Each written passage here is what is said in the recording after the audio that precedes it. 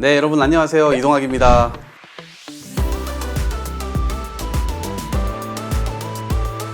네, 반갑습니다. 국민의힘의 백경훈입니다.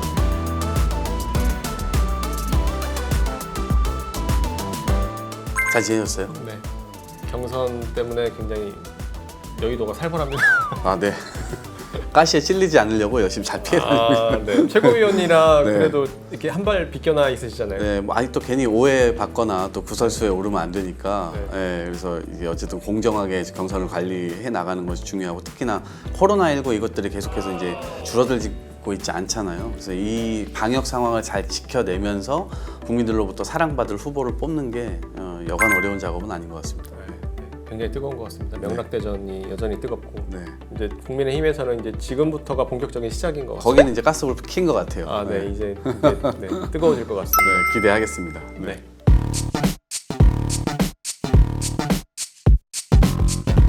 언론에 의해서 피해를 본 사람들의 경우가 거의 이제 구제를 받거나 그 피해를 보상받거나 하는 것들이 이루어지지 않았고 또 그것이 이루어지기가 굉장히 어려운 구조에 있습니다. 그래서 이 부분들을 좀 이 법안들을 통해서 제대로 될 수 있도록 하고 지금 사실 언론 이 자유도가 상당히 높은 상황인데 언론 신뢰는 상당히 또 낮잖아요. 그리고 특히 기레기라는 말까지 이제 들어가면서 사실 직업적인 어떤 자부심 이런 것들을 느끼는 것들이 굉장히 어려운 환경인데 시민들도 좀 좋아하고 정말 정론직필에 다가갈 수 있는 언론 이 환경을 만들기 위해서는 이것들을 좀 유도해내고 이 환경을 제대로 조성하는 법안이 필요하다라고 생각해서 어떻게 보면 가짜뉴스 피해 구제법 이것들이 필요하다고 생각합니다.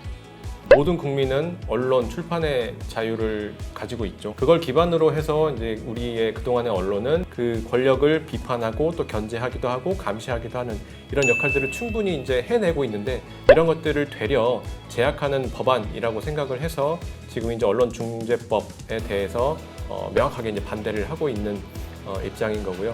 뭐 예를 들어 손해배상에 대한 문제라든지 이제 명예훼손에 대한 문제 이런 부분들은 사실 이미 관련된 형법과 민법이 존재를 하고 있습니다. 그런 부분을 통해서도 충분히 이제 보상받을 수 있는 법안들이 이미 마련이 되어 있음에도 불구하고 입법 과잉으로 어쩌면 비춰질 수도 있는 이런 법안을 밀어붙이는 것에 대해서 사실 이제 야당 입장에서는 또 야당뿐만 아니라 많은 국민과 언론 그리고 또 세계 유수의 또 언론과 기구에서조차도 이제 많은 우려를 하고 있는 상황입니다.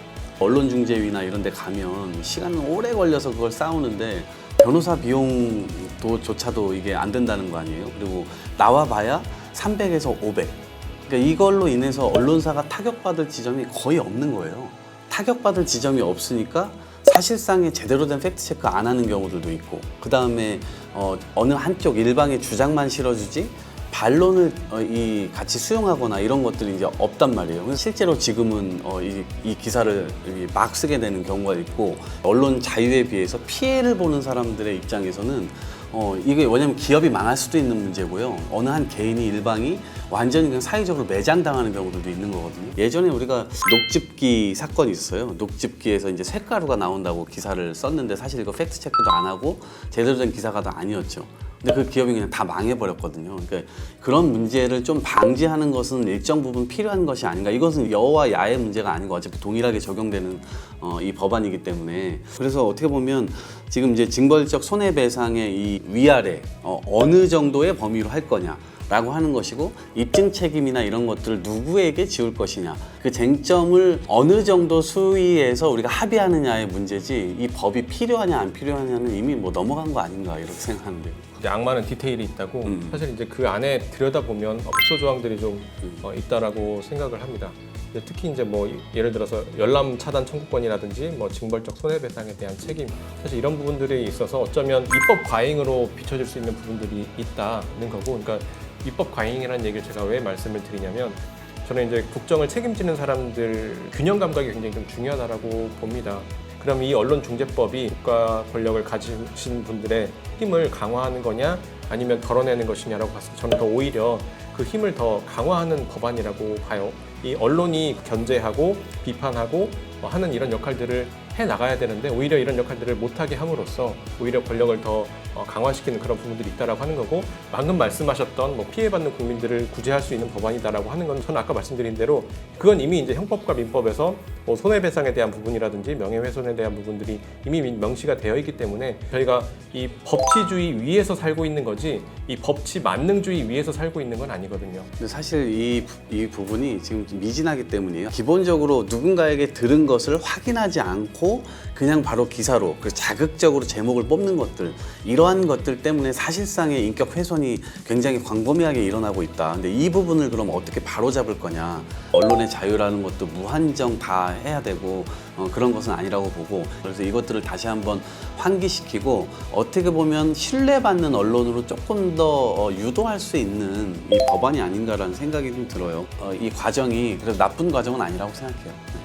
내부 고발에 대한 문제라든지 미투에 대한 문제, 이게 그러니까 사실 확인이 사실 이제 하기가 좀 쉽지는 않은 문제들이겠죠. 그러면 사실 이제 그런 부분들에 있어서도 언론사나 기자들이 어쩌면 보호자 역할도 하면서 그분들이 받은 피해에 대해서 외부화하는 그런 이제 역할들을 하셔야 될 텐데, 근데 그런 부분들에 있어서 오히려 이런 법안들이 그분들이 이제 용기 있게 그 이야기들을 꺼냈음에도 불구하고 국민들에게 전달되는 것을 오히려 제약하는 그런 부분들이 있다라고 하는 겁니다.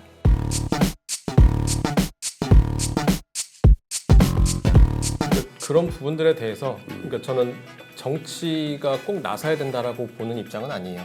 저는 오히려 지금 민주당이 굉장히 좀 잘못하고 있다라고 생각을 하는 게, 저는 정치가 있어야 될 곳이 지금 코로나 팬데믹으로 가장 어려움을 겪고 있는 자영업자, 소상공인들, 그리고 이제 일상으로 돌아가지 못하는 국민들을 다시 이제 일상으로 돌아오게끔 하는 일, 저는 이 부분에 모든 에너지를 정부 여당이 쏟아도 지금 이 문제를 해결할 수 있을까 말까 하다고 생각하는데, 이 가지고 있는 이 에너지를 이 언론 개혁이라는, 이게 국민들을 위한 것인지, 다른 세계 유수의 그런 언론사라든지 유엔 인권위원회에서도 우려를 표하면서 정부의 입장까지도 이야기하라고 한 상황인데, 이렇게 모두가 다 이렇게 우려를 하는 상황에서 왜 꼭 이렇게 이 민주당의 강성 지지층들이 바라는 언론 개혁으로만 이렇게 에너지를 쏟아야 되느냐. 저는 차라리 민생을 회복하는데 더 많은 에너지를 쏟아야 되고, 저는 거기에 오히려 더 정치가 있어야 되지, 자꾸 이 입법이 모든 걸 다 해결할 수 있을 것처럼 얘기하는 것도 저는 정치인들의 위선이라고 생각합니다.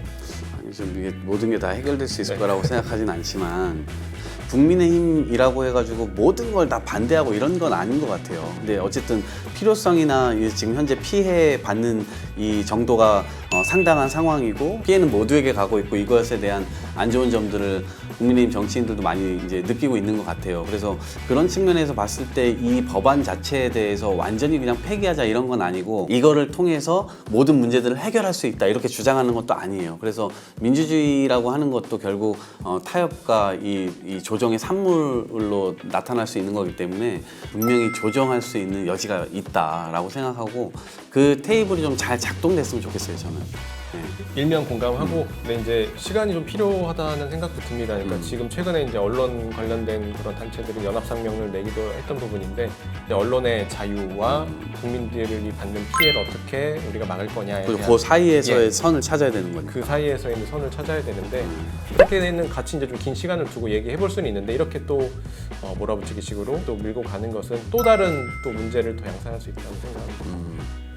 맞아요. 그런 측면들은 저희가 인정을 할 수 있을 것 같아요. 그러니까 너무 급작스럽게 모든 것들을 다 이렇게 사회적 논의가 풍부하게 되진 않았다라고 보시는 분들도 상당히 많고, 어느 쪽에서 이미 늦었다 이렇게 생각하실 수도 있는데, 차제에 어차피 지금 이렇게 이제 된 마당이니까 어차피 회기는 이미 넘어왔고 9월달로 넘어왔고, 이번 달에 그런 논의들이 좀 충실하게 돼서 아까 말씀하셨던 언론의 이 자유를 위축시키지 않으면서도 시민들의 어떤 피해, 기업의 피해 이런 것들을 좀 최소화하는, 실제로 언론의 자유가 정론 직필이 필요한 곳에서 실제 활약할 수 있는 그런 방안으로 좀 유도될 수 있는 법안으로 좀 잘 성안되면 사회의 어떤 실익을 위해서 합의해 나갈 수 있는 부분이 굉장히 크지 않을까 이렇게 기대를 합니다. 그래도 이 기존 언론에서 이게 정론을 계속 이렇게 국민들에게 전달을 해줘야 국민들이 다른 가짜뉴스라든지 이런 허위 사실들에 휩쓸리지 않고 제대로 된 정보들을 이해하고 하지 않을까라고 생각합니다. 유튜브 채널을 통해서 이렇게 많은 분들이 봐주시는데 저희가 좀 순한 맛인 것 같아요. 저희는 그래서 뻥은 안 치잖아요. 아, 그렇죠. 폭로하는 것도 없고. 아, 그렇죠. 뭐 긴급 폭로 막 이런 건 네. 없죠.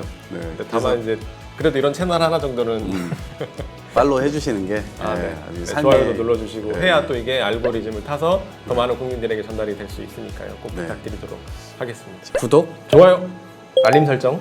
네, 다음에 뵙겠습니다.